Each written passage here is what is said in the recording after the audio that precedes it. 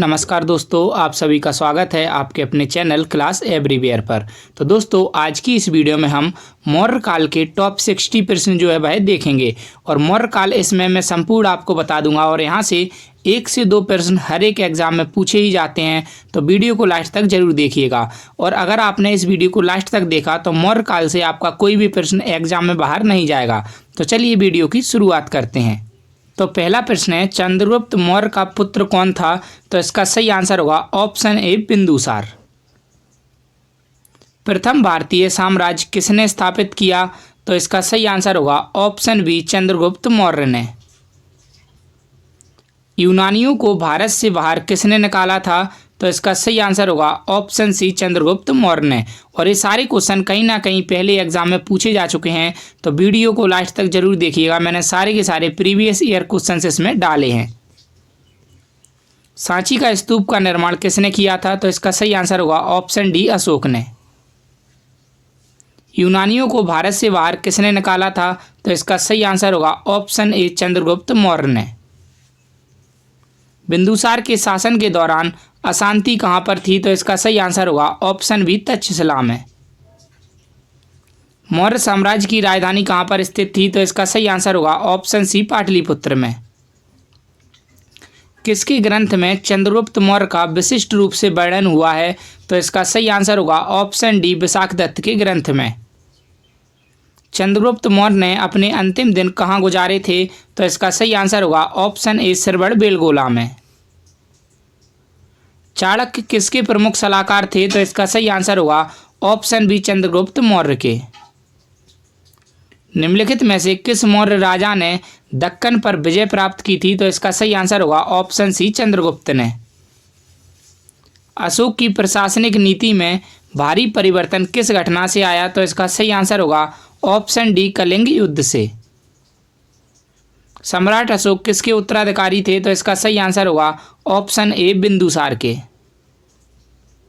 चंद्रगुप्त मौर्य ने सेल्यूकस को किस वर्ष में पराजित किया था? तो इसका सही आंसर होगा ऑप्शन बी, 305 ईसा पूर्व में। देवनाम प्रिय के नाम से कौन विख्यात हैं? तो इसका सही आंसर होगा ऑप्शन सी, अशोक। चाणक्य का एक अन्य नाम क्या था? तो इसका सही आंसर होगा ऑप्शन डी, विष्णुगुप्त।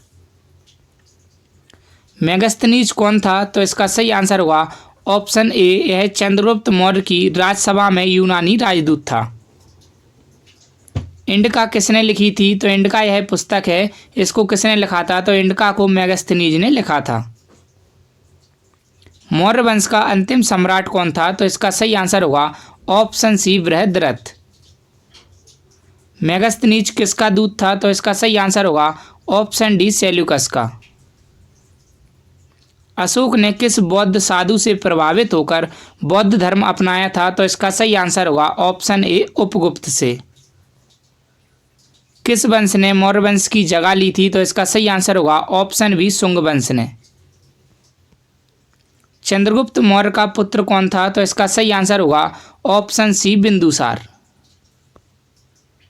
चंद्रगुप्त मौर्य का प्रसिद्ध गुरु चाणक्य निम्नलिखित में से किस विद्या केंद्र से संबंधित था? तो इसका सही आंसर होगा ऑप्शन डी, तक्षशिला से। कौटिल्य द्वारा रचित प्रसिद्ध पुस्तक कौन सी है? तो इसका सही आंसर होगा ऑप्शन ए, अर्थशास्त्र। किस मौर्य शासक को अमित्रघात के नाम से जाना जाता है? तो इसका सही आंसर होगा ऑप्शन बी, बिंदुसार को। कलिंग युद्ध किस वर्ष हुआ था? तो इसका सही आंसर होगा ऑप्शन ए, 261 बीसी में। अशोक के शिलालेख पर किस लिपि का प्रयोग किया गया था? तो इसका सही आंसर होगा ऑप्शन डी, ब्राह्मी लिपि का। अपने शिलालेखों में अशोक सामान्यतः किस नाम से जाने जाते थे? तो इसका सही आंसर होगा ऑप्शन ए, प्रियदर्शी के नाम से। मौर्य काल के दौरान शिक्षा का सबसे प्रसिद्ध केंद्र निम्नलिखित में से कौन सा था? तो इसका सही आंसर होगा ऑप्शन बी, तक्षशिला। बिंदुसार किसका पुत्र था? तो इसका सही आंसर होगा ऑप्शन सी, चंद्रगुप्त का। तो बिंदुसार चंद्रगुप्त का पुत्र था।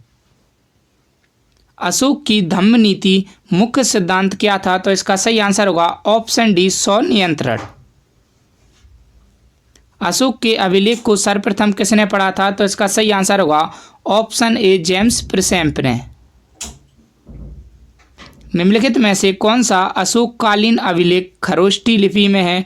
तो इसका सही आंसर होगा ऑप्शन बी शाहबाजगढ़ी।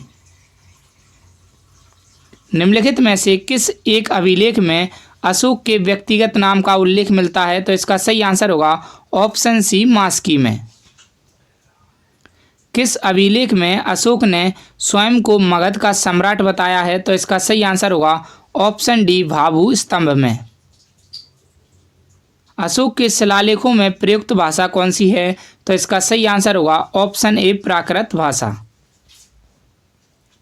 मौर्य वंश के शासन के दौरान स्थानिक कौन था? तो इसका सही आंसर होगा ऑप्शन बी जिला प्रशासक। यूनानी लेखक जस्टिन द्वारा किसे सेंड्रोकोट्स कहा गया था? तो इसका सही आंसर होगा ऑप्शन सी चंद्रगुप्त मौर्य को। कौटिल्य के अर्थशास्त्र में किस पहलू पर प्रकाश डाला गया है? तो इसका सही आंसर होगा ऑप्शन डी राजनीतिक नीतियों पर। किसके शासनकाल में डाइमेकस भारत आया था? तो इसका सही आंसर होगा ऑप्शन ए बिंदुसार के शासनकाल में। निम्नलिखित में कौन सा सबसे पुराना राजवंश है? तो इसका सही आंसर होगा ऑप्शन बी मौर्य राजवंश। बिंदुसार के दरबार में कौन राजदूत था? तो इसका सही आंसर होगा ऑप्शन सी डायमेकस। मौर्यकाल में निम्न में कौन सी मुद्रा प्रचलन में थी? तो इसका सही आंसर होगा ऑप्शन डी पढ़। अशोक के अभिलेखों की रचना में कितनी लिपियों का प्रयोग किया गया? तो इसका सही आंसर होगा ऑप्शन ए 4 लिपियों का प्रयोग किया गया। यूनानी लेखकों ने किस मौर्य शासक को अमित्रघात की संज्ञा दी? तो इसका सही आंसर होगा ऑप्शन बी बिंदुसार को। निम्नलिखित में से अशोक का उत्तराधिकारी कौन था? तो इसका सही आंसर होगा ऑप्शन सी कुणाल। वह शासक कौन था जिसने राज सिंहासन पर बैठने के लिए अपने बड़े भाई सुसीम की हत्या की थी? तो इसका सही आंसर होगा ऑप्शन डी अशोक ने। निम्नलिखित में से किस विदेशी यात्री ने भारत का दौरा सबसे पहले किया था? तो इसका सही आंसर होगा ऑप्शन ए मेगास्थनीज ने। अशोक के शासनकाल में बौद्ध सभा किस नगर में आयोजित की गई थी? तो इसका सही आंसर होगा ऑप्शन बी पाटलिपुत्र में। नंद वंश के पश्चात मगध पर किस राजवंश ने शासन किया था? तो इसका सही आंसर होगा ऑप्शन सी मौर्य वंश ने। आधुनिक देवनागरी लिपि का प्राचीन रूप कौन सा है? तो इसका सही आंसर होगा ऑप्शन डी ब्राह्मी लिपि। राजुक कौन थे? तो इसका सही आंसर होगा ऑप्शन ए यह मौर्य शासन में एक अधिकारी थे। अशोक के शासन में प्रतिवेदक क्या करते थे? तो इसका सही आंसर होगा ऑप्शन बी यह घटनाओं की सूचना देते थे। अशोक के किस लेख में बौद्ध पुस्तकों का उल्लेख है? तो इसका सही आंसर होगा ऑप्शन सी भाब्रू लेख में।